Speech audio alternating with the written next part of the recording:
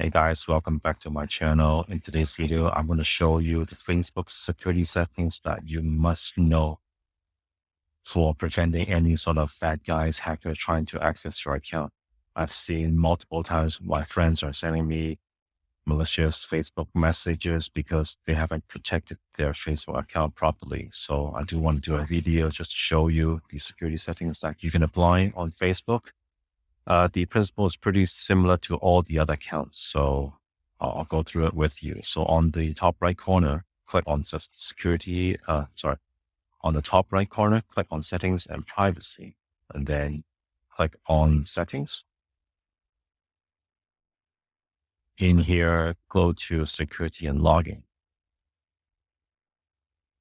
The very first thing I would do is to see what's recommended for you to go through. So check your important security settings.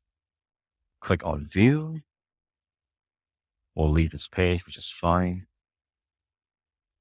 Then depending on your current security settings, your password might be not safe. So let's say you're using a compromised password. They might prompt you that your password is no longer secure.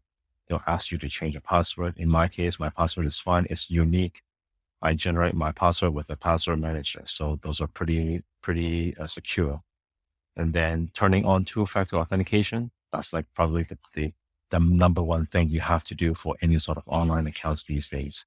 And login alerts are turned on. So we'll go through one by one. Of course, setting a good password is always important. The longer the password is, the more complex it is, the less chance for the attackers to crack your password. Although the bad guys don't really crack passwords, they might still do it, but they rather just ask you for the password, or they'll see if there's like low-hanging fruit where you're using weak password or compromised password across multiple sites. So always generate unique passwords for every single website. So if you want to change your password, go ahead and change your password. I'm not going to do that. I'll hit next. And then adding extra layer of security, in this case, is the two-factor authentication. We want to do that. So let's click get started. So there are two options here. I think in the past there's three. So you can actually use a physical token or a physical authenticator. I think they've removed that for some reason. So in the past video, I've done the Google security and I've used the app called Authy.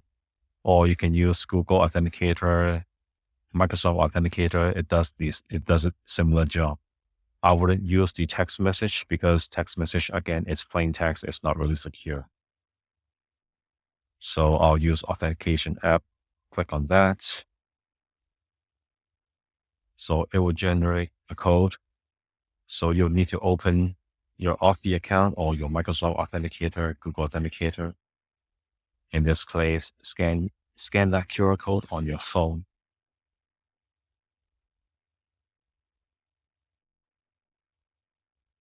Once you scan it, then all you have to do is just give it a nickname. It says it already recognized it's Facebook.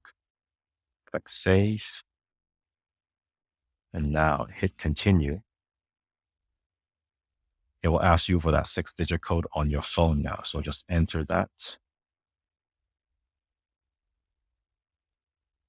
And now your two-factor authentication has been turned on. So next time you will be logging in on another device or another browser, they will ask you for that two-factor authentication code.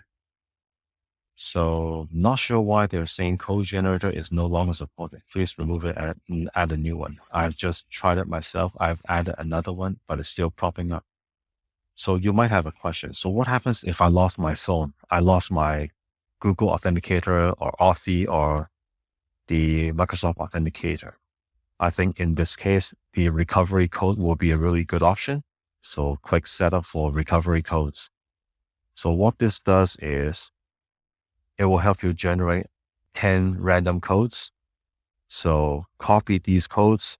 So in any instance that you do lost your phone, your authenticator app doesn't work anymore, then go ahead and copy all these words stored in a secure place. So you can use these code to log in to your account and then reset your 2FA. So I'm going to download this file. And once that's done, I'll hit close. And that's what you would have to do for the sort of recommended security settings. So I'll go back to security and login. And here you can see where you're currently logged in. So I'm using my Windows computer. I'm in Hong Kong. I'm using Microsoft Edge. It says active now, so it's the current sessions. I also have an iPhone 11 logged into my Facebook account. So you can see like if there's any other devices or any other like browsers accessing your account that's not from your country, then you can click on this 3 button and just said log out or says it's not you. Change password, it's there for you if you want to change your password. Save your login info, they'll only save it to your browser. So let's click edit. Usually I will try to remove this. I don't want to leave any sort of sessions in place. Setting up extra security would be good. So these are the general steps for security settings. I mean, if you are going to a bit more advanced, you can even go ahead and encrypt your notification emails. However, this is more advanced and you need to put in your own PGP public key.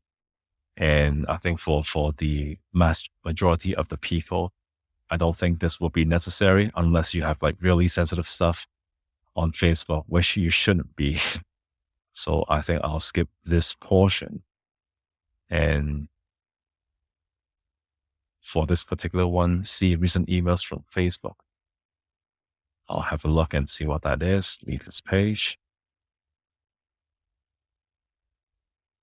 Yeah, you'll see that, we haven't sent you any emails in the last 2 weeks. So other emails. So today they actually sent me an email saying that I've got an alert login. So they're keeping track of how many interactions Facebook actually have with you. So I've gone through the security settings for Facebook. So I will also jump into the privacy side of things on Facebook, which is going to be even more interesting.